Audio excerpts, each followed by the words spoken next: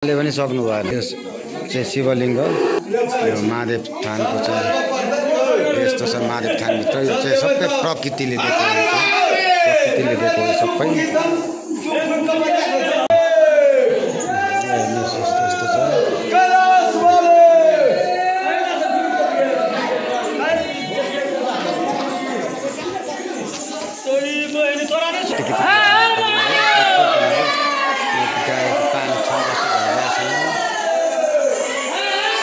यस्तो पानी चुहिरहेको छ। यो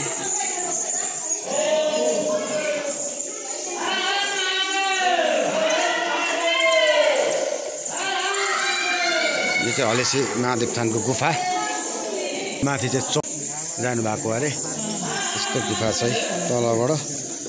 यस्तो आएर चाहिँ यस्तो छ गुफा। यो चाहिँ मानवले बनाएको सब प्रकृतिको देन हो।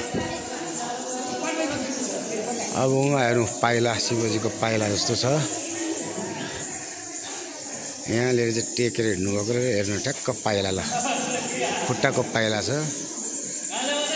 ल हेर्नुहोस् यस्तो छ पहाड, गुफाहरू छ यहाँ। यो सब प्रकृतिले बनाएको आफसे पहिले नै मानवले बनाएको होइन। हेर्नुहोस् ढुङ्गामा यस्तो छ। यो तल हो।